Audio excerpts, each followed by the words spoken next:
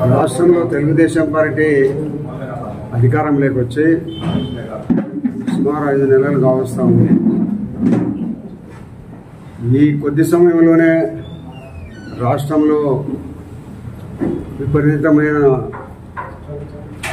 వైఎస్ఆర్ పార్టీకి సంబంధించిన వాళ్ళను చంపడము, రేపులు చేయడము, విపరీతంగా రాష్ట్రంలో విపరీతమైన దుష్ప్రచారం చేస్తున్నాడు జగన్మోహన్ రెడ్డి గారు.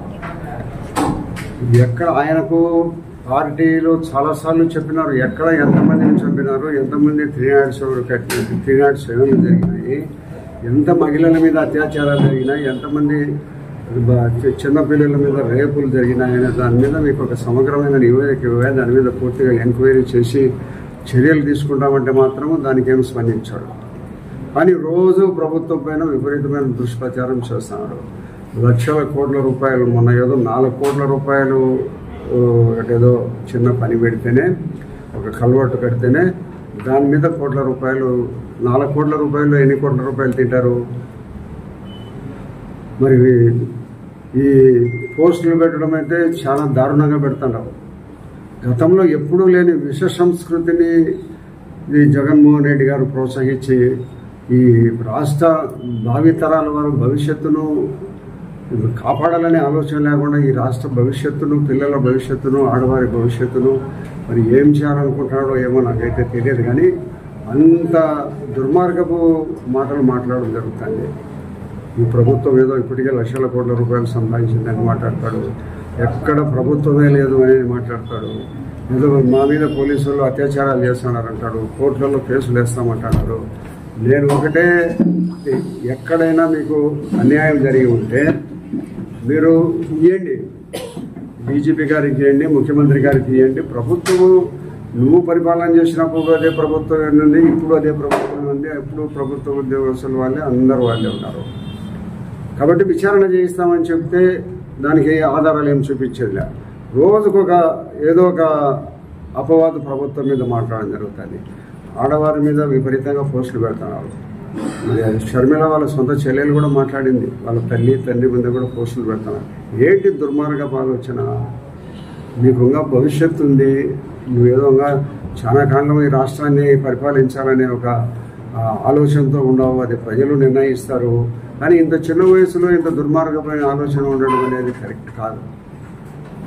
ఏమీ అనుభవం లేదు, నీకై నువ్వు తెలుసుకోవు, ఒకరు చెప్తే వినవు. ఇంత దుర్మార్గమైన పరిస్థితుల్లో రాష్ట్రంలో జరుగుతూ ఉంటే, జరిగే పరిస్థితుల్లో ఉంటాయంటే నిరంతరము ప్రభుత్వాన్ని విమర్శిస్తారు. ఎన్నో వేల కోట్ల రూపాయల అభివృద్ధి పథకాలు విడుదలయ్యాయి. నీ టైంలో 5 సంవత్సరాల పొడుగునా నువ్వు గుంతలు పూడ్చలే, ఒక్క మట్టి గంప, ఒక కంకర వేయలే, ఒక ఇసుక రోడ్డు వేయలే. గ్రామీణ ప్రాంతాలలో సిమెంట్ రోడ్డు మొదలుపెట్టి దాదాపు మన పొద్దుటూరు నియోజకవర్గానికి 10 కోట్ల రూపాయల గ్రామీణ ప్రాంతాలలో పనులు జరుగుతున్నాయి. నీ జిల్లాలో నీ 5 సంవత్సరాల మన నియోజకవర్గానికి 10 కోట్లు. నీ 5 సంవత్సరాల కాలంలో మీరు మాజీ ఎమ్మెల్యే గారు కానీ మీరు కానీ ఏమన్నా ఈ సిమెంట్ రోడ్డును గ్రామీణ ప్రాంతాల్లో అభివృద్ధిని ఏమన్నా పట్టించుకున్నారా? ఒక్క రోడ్డు ఎక్కడన్నా వేసినారా? నువ్వు 3 ఏళ్ల కిందట 516 కోట్ల రూపాయలు ఒక బోర్డు వేసిపోయినావు, అది సమాధి రోడ్డు. ఒక్కటేమన్నా మొదలుపెట్టినావా? ఎందుకు నీకు ఒక పద్ధతిగా న్యాయం ధర్మం అనేది ఉంటుందా? ఈ దేశం ఉన్నంత వరకు ఉంటుంది న్యాయం ధర్మము, నీ ఒక్కరితోనే మునిగిపోవాలని కోరుకోవాకు. గతంలో ప్రభుత్వంలో అన్ని రకాల డిపార్ట్మెంట్ల అధికారులు కూడా విపరీతమైన లంచగొండితనాలకు అలవాటు పడిపోయినారు. ప్రతి ఈ డిపార్ట్మెంట్ ఆ డిపార్ట్మెంట్ అనుకోకుండా విపరీతమైన దోసుకు తినేదానికి అలవాటు పోయినాడు. ప్రభుత్వం మారినా కూడా ఇప్పటికి కూడా కొంతమంది మారిన అధికారులు ఉన్నారు.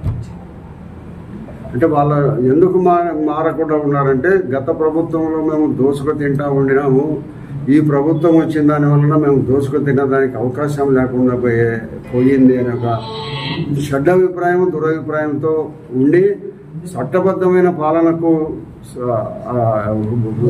వాళ్ళు నాంది పలకకుండా విపరీతమైన ఈరోజు కూడా డబ్బుల సంపాదనలో ఉన్నారు.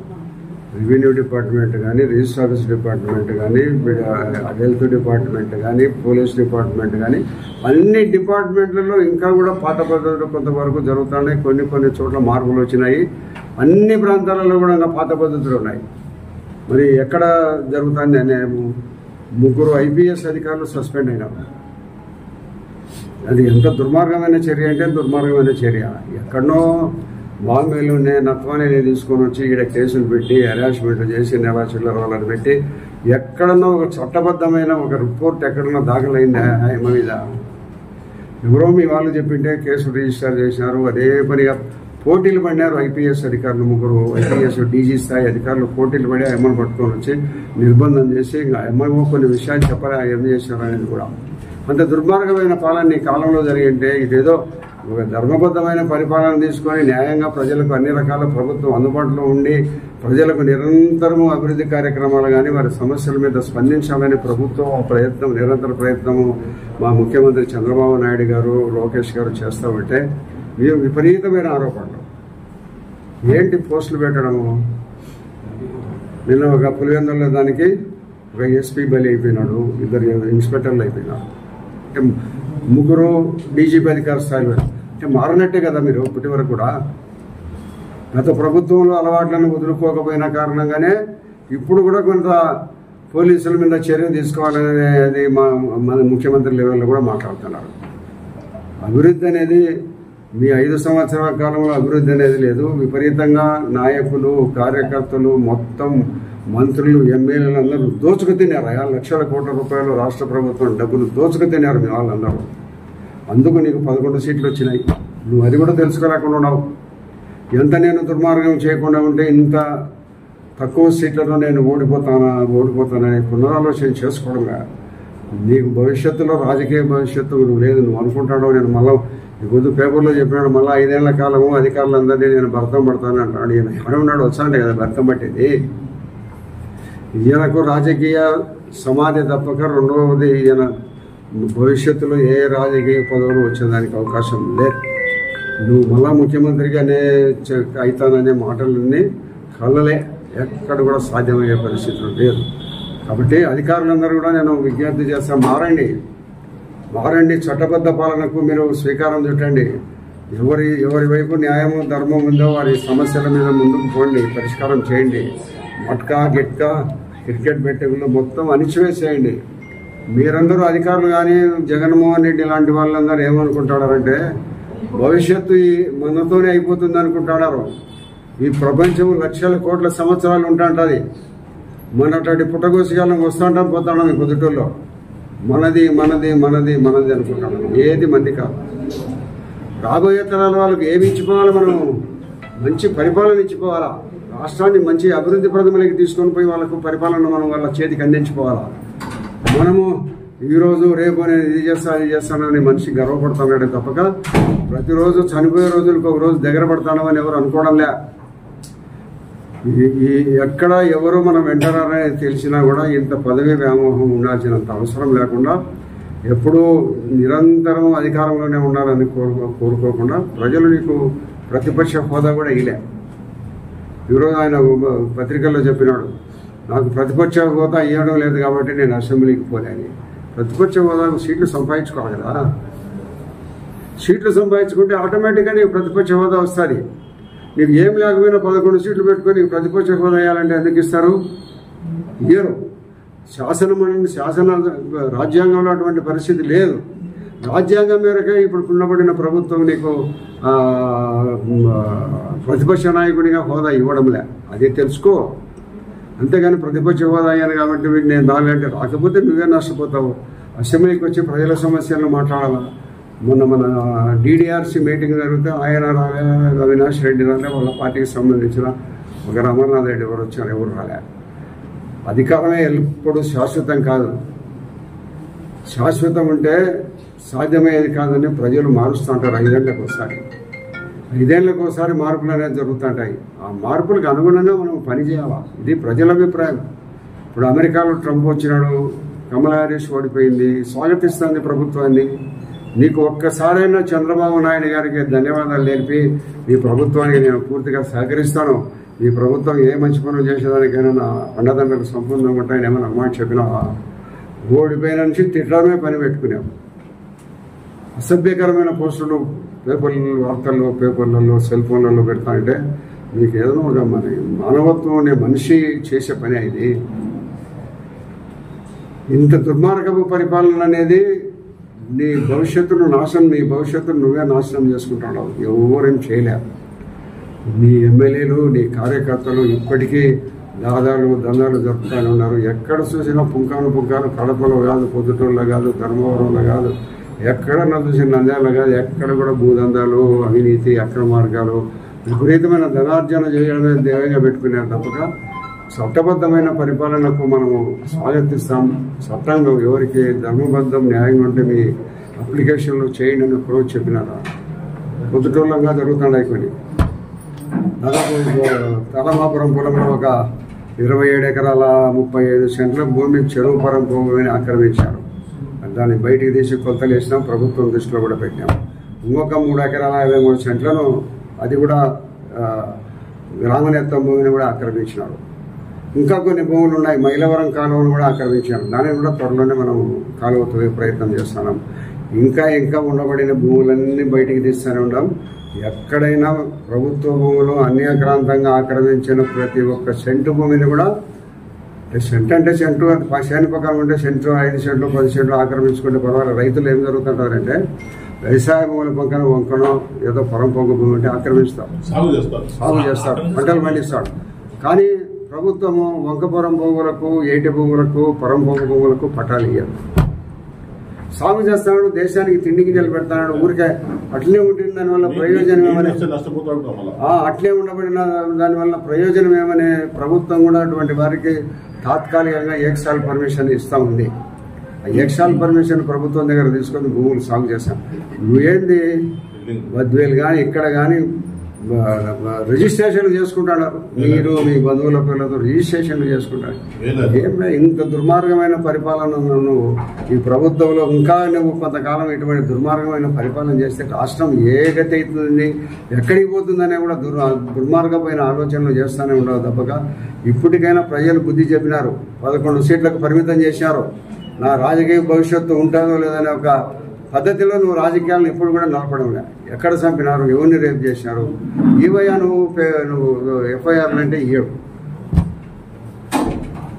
కాబట్టి రుద్దుటోళ్ళ వాళ్ళు కానీ ఎవరు కానీ ప్రతి ఒక్క అధికారికి నేను తెలియజేసేది ఏముందంటే, తప్పు చేసిన అధికారుల మీద నేను ఊరి మీదనైనా 1-2 సార్లు హెచ్చరించిన తర్వాత నేను ఒక రిప్రజెంటేషన్ పెడితే ఎవరు చెప్పినా నేను. కాబట్టి ప్రభుత్వ అధికారులు చట్టబద్ధంగా, ఇంకా కొంతమంది నాకు తెలిసిన దాంట్లో కొంత క్రికెట్ బెట్టింగ్ మట్కా జరుగుతుంది ఇవన్నీ అంటున్నారు, ఇన్స్పెక్టర్లంతా జరుగుతున్నాయని నేను అధికారులకు పొద్దుటూళ్ళను కానీ జిల్లా అధికారులకు అందరికీ కానీ ఎక్కడ కూడా చట్టబద్ధమైన పాలనకు స్వీకారం చుట్టండి. మేము గౌరవిస్తాం అధికారిగా రమ్మంటాం, కూర్చోమంటాం, గౌరవిస్తాం. ఏ చిన్న చూపు చూడం మేము. ప్రతి నిజాయితీ పరుడైన ఏ అధికారినైనా కూడా గౌరవిస్తాం. నిజాయితీ లేకుండా నువ్వు 2 చేతుల తినే అధికారి మీద చిన్న చూపు చూస్తాం. కాబట్టి ఈ జగన్మోహన్ రెడ్డి గారు చెప్పేటివన్నీ పూర్తి అసత్యాలు, ఒక్కటి కూడా వాస్తవం లేదు. ప్రజలు ఇవన్నీ నమ్మాల్సిన అవసరం లేదు. చంద్రబాబు నాయుడు గారి పరిపాలనలో అన్ని రకాల రాష్ట్రం అభివృద్ధి చెందుతుంది. అన్ని రకాల ప్రజలకు ఏదో ఒక రకమైన లబ్ధి చేకూరుతుంది. త్వరలోనే 4 లక్షల రూపాయలతో ఇల్లు కట్టించే ప్రోగ్రాం తీసుకుంటున్నాం. రేషన్ కార్డులు ఇచ్చే పరిస్థితి ఏర్పడింది. కొత్త రేషన్ షాపులు పెట్టాలని కూడా ఆలోచన ఉంది. నువ్వు ఏమైపోయిందని అప్పుడే ఈ చేయలే అంటున్నావు. సమయం ఏంటి? నువ్వు పెన్షన్ 3,000కు పెంచుతానని చెప్పి 5 సంవత్సరాలు టైం తీసుకున్నావా? మేము 6 నెలల లోపల అన్ని కంప్లీట్ చేస్తాం. ఇప్పుడు ఇచ్చిన హామీలలో 3-4 హామీలు ఇప్పటికే పూర్తి నెరవేర్చినాం. నువ్వు చెప్పని హామీలు రోడ్లన్నీ వేయమంటున్నాము. గ్రామీణ ప్రాంతాల్లో సిమెంట్ రోడ్లు వేస్తున్నాము, మైదుకూరు రోడ్లు అన్నీ చేస్తున్నాము. మన పొద్దుటూరుకి మన రిలయన్స్ పెట్రోల్ బంక్ దగ్గర నుంచి వాసి సర్కిల్ వరకు 5 కోట్ల రూపాయలతో రోడ్డు శాంక్షన్ అయింది. టెండర్ కూడా జరిగింది. పని మొదలు పెడతాం. పొద్దుటూరు హౌసింగ్ లో అవినీతి జరిగిందని మీరు కడపలో మాట్లాడారు. దానిపైన విచారణ చేయిస్తామని చెప్పినారు. నేను ఎమ్మెల్యే అయిన తర్వాత హౌసింగ్ అనేది చాలా దుర్మార్గంగా 100 కోట్ల రూపాయలు తినేసినారు. ఒక్క ఇల్లు మన నివాసానికి యోగ్యంగా లేదు. ఒక్కటి కంప్లీట్ చేసేటి చాలా తక్కువ. ఒక్కడు దాదాపు 23,000 మందికి పట్టాలు ఇచ్చి ఇల్లు మంజూరు చేస్తే ఒక్కడు చేరుకునేది లేదు. భూమి 20 లక్షల రూపాయలకు కొంటే 40 లక్షల రూపాయలు అమ్ముకున్నారు. గవర్నమెంట్ పాత లెక్క పాత ఎమ్మెల్యేలు వాళ్ళందరూ 20 లక్షల రూపాయలకు భూమిని కొని 40 లక్షల రూపాయలకు భూమి అమ్మినారు.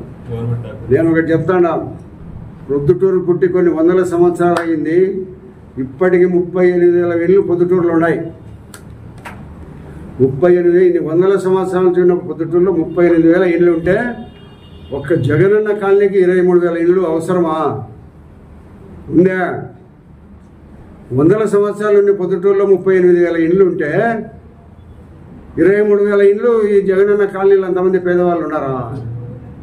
దోచుకొని తినేదానికి భూమిని కొన్నారు, దోచుకునే దానికి హౌసింగ్ శాంక్షన్ చేసుకున్నారు. ఇప్పుడు 35,000 రూపాయలు బెనిఫిషియరీ దగ్గర తీసుకునే డబ్బును అంతా తినేశారు. దొంగ బిల్లులు పెట్టి హౌసింగ్లో తినేశారు. దాని మీద ఇప్పటికే రిప్రజెంటేషన్ చేసిందని చెప్పినాము. కొంత ఒక ఆర్ఐని ఇద్దరు వర్క్ ఇన్స్పెక్టర్లు సస్పెండ్ చేయడం కూడా జరిగింది. పూర్తి స్థాయిలో జరగాలి, పూర్తి స్థాయిలో జరగాలి. టిడ్కో ఇల్లు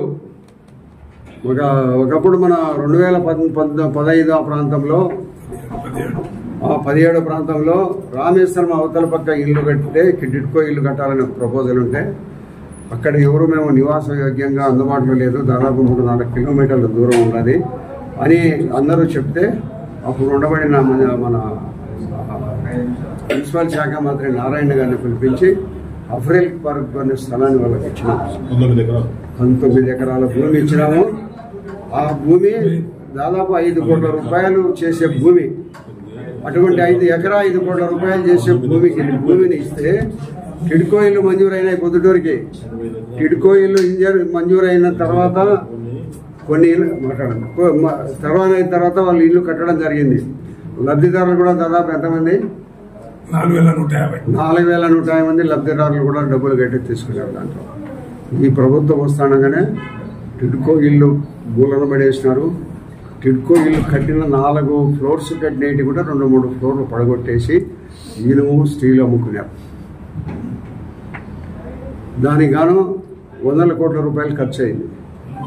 అక్కడ మేము రోడ్లు వేసినామని 50 లక్షల రూపాయలు తీసుకున్నారు. ఈ డబ్బంతా ఎక్కడ పోయింది? ఇనుము పగలగొట్టి అమ్ముకున్నారు. దానికి సాక్ష్యాలన్నీ ఉన్నాయి. ఇప్పుడు కలెక్టర్ దగ్గరతో కూడా మాట్లాడమండి. కలెక్టర్ గారితో కూడా నేను లెటర్ పెట్టినాను. దాని మీద తాత్కాలికంగా అప్పుడు ప్రభుత్వం వాళ్ళదే ఉంది కాబట్టి దాని మీద పెద్ద విచారణ ఏమి జరగకుండా దాన్ని ఆపేయడం జరిగింది. కాబట్టి నేను చెప్పేది ఈ టిడ్కో ఇళ్ల మీద, హౌసింగ్ మీద, ఇక్కడ మన ప్రొద్దుటూరులో ఉండబడిన అన్ని రకాల భూముల మీద ప్రభుత్వాన్ని సర్వే చేసి గవర్నమెంట్ భూమిని అక్కడ బోర్డులు కూడా పెట్టమని చెప్పినాము. కాబట్టి త్వరితగతిన వెంటనే అన్ని ఆశించిన ఫలితాలు రావు. కాబట్టి వెంటనే ఈ ప్రభుత్వము పేద ప్రజల కోసము, అన్ని రకాల ప్రభుత్వం కోసము వారి యొక్క ఆయురారోగ్యాలు అన్నీ కూడా బాగుండాలా, అభివృద్ధి చెందాలా పూర్తి స్థాయిలో అనేది విద్యా సంస్థల్లో కూడా చాలా మార్పులు తీసుకురాబోతున్నాం. పేదవానికి రేషన్ కార్డులు ఇవన్నీ కూడా ఇవ్వాలనే ఆలోచన ఉంది, ఇల్లు కట్టాలని ఉంది, పెన్షన్లు ఇవ్వాలనే ఆలోచనలో ప్రభుత్వం ఉంది. ఈ జగన్మోహన్ రెడ్డి గారు మాట్లాడే ఈ దుర్మార్గమైన మాటలను ప్రజలు ఎవ్వరూ నమ్మద్దు, ఎవ్వరూ నమ్మాల్సిన అవసరం లేదు. ఆయన మాటలు నమ్మితే మళ్ళీ అదొకటే, రాష్ట్రం వెనకబడిపోతుంది. ఇప్పుడే దాదాపు ఒరిస్సా, బీహార్, ఉత్తరప్రదేశ్ రాష్ట్రాల మాదిరి వెనకబడిపోయినాం. అభివృద్ధి కుంటుపడిపోయింది. ఈయనకు మరొకసారి మనం ఆయనకు అధికారం కావాలని కానీ కొంతమంది ఇంకా ఉన్నారు, ఆయన భ్రమలో ఉన్నారు. ఆ భ్రమలో ఉండబడిన వాళ్ళందరికీ కూడా తెలియజేసేది ఏముందంటే, ఆయన ఏదైనా మంచి పనులు చేస్తే సంతోషిస్తాం మేము కూడా. ఈ రాష్ట్రాన్ని ఇంత అధోగతి పాలు చేసి 11 లక్షల కోట్ల రూపాయల అప్పుల్లో ముంచేసి రాష్ట్రాన్ని దివాలా తీయించే పరిస్థితి వచ్చింటే కూడా ఎందుకుగా మీకు ఆయన మీద మొదలు తెరలే. దయచేసి మంచి పరిపాలన, ఎవరైనా కానీ ప్రజల మంచి కోరే పరిపాలన అందించే ఏ వ్యక్తినైనా మనం ఎన్నుకుందాం. ఆ ప్రభుత్వం తెలుగుదేశం ప్రభుత్వం. గత పాలన చూసినారు, ఇప్పుడు పాలన చూడండి. ఇంకా 5 నెలలు ఎన్ని, 4 సంవత్సరాల 7 నెలల సమయం ఉంది. ఇంకా మనం అప్పుడే ఇది చేయలేదు, అది చేయలేదు, అది చేయలేదని మాట్లాడతారు. మన ఇంట్లో బియ్యం వండినా బంధువులు వచ్చారనుకో, 5-6 మంది బంధువులు, ఆ బియ్యం కడిగి పొయ్యిలో పెట్టి కూర తయారు చేసి పెట్టాలకు 2 గంటల సమయం పడుతుంది. ఇంత పెద్ద రాష్ట్రంలో ఇప్పుడు పనులు ఇచ్చినాం. నేను నిన్న కూడా ఈ గ్రామాన్ని సిమెంట్ రోడ్డు ఇచ్చిన పనులందరూ కూడా ఇప్పుడు కూడా కొంతమంది మొదలు పెట్టుకున్నట్టే నేను పనులు ఫోన్లు చేసి చెప్పిన మొదలు పెట్టండి అని ఇచ్చినాం. దానికి సమయం పడుతుంది. కాంట్రాక్టరు నిర్ణయించినాం. అన్ని రకాల పనులు చేసి నిర్ణయించడానికి సుమారు 3-4 నెలల సమయం పడుతుంది. ఏమీ చేయలేదంటే నువ్వేం చేసినావా? రాష్ట్రాన్ని నాశనం చేసి చిప్ప చేతికిచ్చిపోయినావు. చెల్లెలు బయట పంపించినాడు, చెల్లెలు చంపినాడు, చెల్లెలు బయట పంపించినాడు. ఒక్కటే ఒకటి ప్రజలందరూ గమనించాల్సిన అతి ముఖ్యమైన విషయం ఏమిటంటే వాళ్ళ తండ్రితో నాకు సన్నిహిత సంబంధాలు ఉన్నాయి. ఆ సన్నిహిత సంబంధాలు ఉండబడిన కారణంగా జగన్మోహన్ రెడ్డి కంటే షర్మిలను ఎక్కువ ప్రేమించేవాడు ఆయన. నాకు తెలుసు, నేను మా కుండబడిన స్నేహంలో భాగంగా చెప్తాను. ప్రేమించేవాడు. అన్ని రకాల సమానమైన పరిస్థితుల్లో ఆయమ్మకు అవకాశాలు ఇచ్చేవాడు. ఎక్కడికన్నా ఆయమ్మ మాటకు అంత విలువ ఇచ్చేవాడు. అంత విలువ ఇచ్చే నీ తండ్రికి నువ్వు ఆ తండ్రి చనిపోయిన తర్వాత ఇప్పుడు నువ్వు ఆయమ్మకి ఇచ్చే గౌరవం ఏది, నీ తల్లికి ఇచ్చే గౌరవం ఏమి, నీ చెల్లెలకి ఇచ్చే గౌరవం ఏమి? రోడ్లకి ఎక్కి కోట్లకు పోతున్నారు కదా, ఇంతకంటే సిగ్గుమాలిన తనం ఒకటి ఉందా? ఇంతకంటే సిగ్గుమాలిన చర్య ఒకటి ఉందా? నీ తల్లి చెల్లినే నువ్వు బాగా చూసుకోలేకపోయి కోట్లకు పోయి వాళ్ళకే నువ్వు ఇవ్వాల్సిన భాగం, చట్టరీత్యా ఇవ్వాల్సిన భాగం మీ తల్లి చెప్తాను. నీవు ఒకటే, నీ చెల్లెలు ఒకటే, నువ్వు ఒకటే. నీ తల్లికి తల్లి న్యాయం చెప్తాది ఎవరికైనా. ఆయమ్మ కూడా బజార్కి ఎక్కి ప్రెస్కి వచ్చి కోట్లకు పోయే పరిస్థితి ఉంటే నువ్వు ఆంధ్ర రాష్ట్రంలో ఏ ప్రజలను ప్రేమిస్తావు, ఏ ప్రజలను వాళ్ళను అభివృద్ధిలోకి తీసుకొచ్చే కార్యక్రమాలు చేసి రాష్ట్రాన్ని ముందుకు తీసుకురాగలవయ్యా నువ్వు?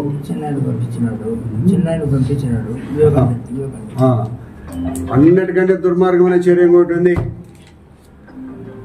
నాకు చాలా కాలం సన్నిహిత సంబంధం ఉంది. ముక్తారు వీళ్ళందరూ కూడా ఉన్నారు కాబట్టి తెలుసు వాళ్ళకు కూడా.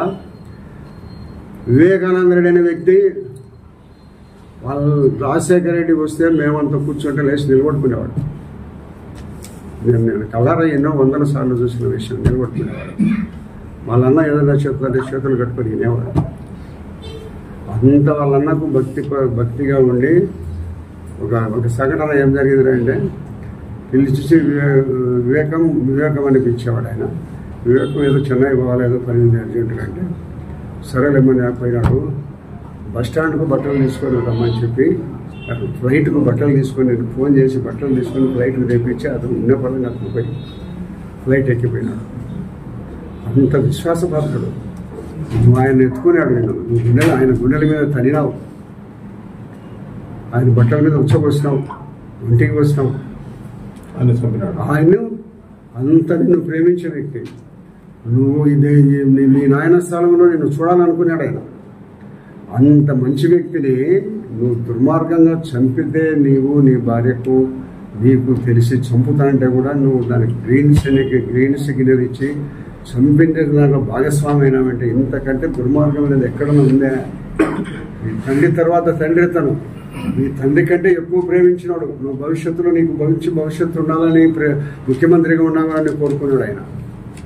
అటువంటి వ్యక్తిని దుర్మార్గంగా చంపించినావు కదా. చంపాల్సిన మనిషి గొడ్డళ్లతో నరికి చంపించాల్సినంత మనిషి ఆయన. నేను చంపాలనేది నీకు వచ్చిండే దిండు పెట్టుకొని తల మీద వచ్చి గొంతు మీద ఇక్కడ మూసిపెట్టి నిండా కూడా ప్రాణం పోయాడు. అంత కిరాతకంగా చంపించాలా? అంత కిరాతకంగా చంపించిన బాడీ నీకు చూడాలని కోరుకుంది. చంపించిన వాళ్ళ భాగస్వాములకు అంత దుర్మార్గమైన పరిస్థితుల్లో 10-15 ఏళ్ళు గొడ్డలతో నరికి సంపాదించాలని వాళ్ళ కోరికను వాళ్ళు తీర్చుకుంటా ఉంటే నువ్వు దానికి సహకరించిన వ్యక్తివే. దేవుడు క్షమించాడు. నువ్వు అంటావు దేవుడు ఉన్నాడు ఎందుకు లేకుండా పోతాడు? నీ కోసం నా కోసం కాదు, ప్రపంచము కొన్ని వందల వేల సంవత్సరాలు పుట్టినప్పటి నుంచి దేవుడు ఉంటానే ఉన్నాడు. ఆ దేవుడు అందరికీ దేవుడే, నీకే కాదు. నీకు దేవుడు ఉండాలనుకుంటాడు, మాకు దేవుడు ఉంటాడు. దయచేసి ఈ భవిష్యత్తులో కూడా ఆయన రాజకీయాలలోకి రానియాల్సిన వ్యక్తి కాదు. ఆయన వస్తే రాష్ట్రం సర్వనాశనమయ్యే పరిస్థితి ఉంటుంది. ప్రజలందరూ గమనించండి. తల్లికి చెల్లికి న్యాయం చేయని వ్యక్తి ప్రజలకు ఏం చేస్తాడని మీరు ఆలోచించుకొని ఇప్పటి నుంచైనా మనసు మార్చుకోండి. రాష్ట్రం సర్వతోముఖంగా మన పిల్లల భవిష్యత్తు కోసం, మన భావితరాల భవిష్యత్తు కోసం రాష్ట్రాన్ని అభివృద్ధి పదంగా నడిపించాల్సిన వ్యక్తులు ఎవరైనా మీరు 5 సంవత్సరాల్లో చంద్రబాబు నాయుడు గారు ఎంత అభివృద్ధి పదంలో నడిపిస్తాడని చూసి దాన్ని తెలుసుకొని ఈ జగన్మోహన్ రెడ్డిని ఎంత దుర్మార్గుడైంది కూడా మళ్ళీ భవిష్యత్తులో తనకి రాజకీయ పునర్జన్మ రాకుండా చేయాలనేది నేను కోరుతాను ప్రజలందరినీ.